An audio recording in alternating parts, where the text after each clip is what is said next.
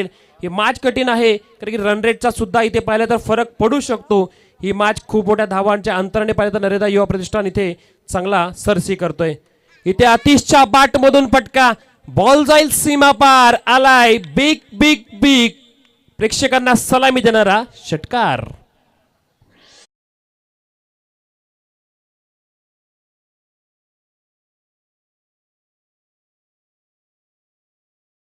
पाहिलं तर पहिल्या इनिंग मध्ये आपण बॅटिंग पाहिली, पियुष मराठेने सुद्धा पाहिलं तर तेवढीच चांगली साथ दिली, त्याचबरोबर सचिन गाडेने सुद्धा साथ दिली आणि अर्थातच कळस चढवला, पाया रचला तो म्हणजे साहिलने।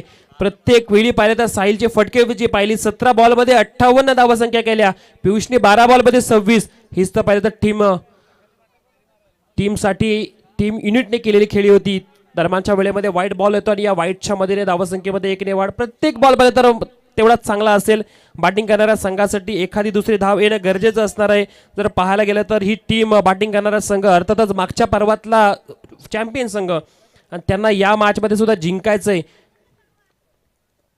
आतिश अजून एक फटका, उंच उंच उंच खेळाडूच्या डोक्यावरून बॉल गेला सीमा पार, येतोय हाय अँड सम षटकार।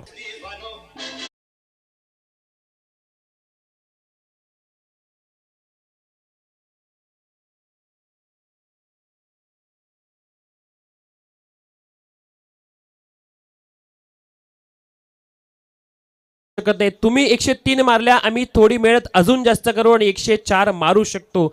आतिश सुद्धा मैदानामध्ये जर टिकला तर तो धावा करू शकतो।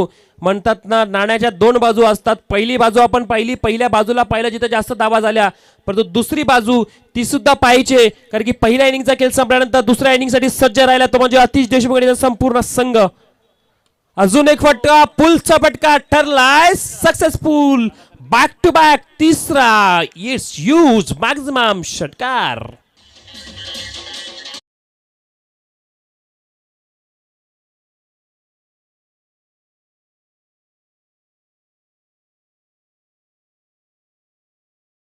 त्रास दिला जाईल कारण की पहिल्या इनिंग मध्ये डीजेचे साऊंड दन दन दन वाजत होते।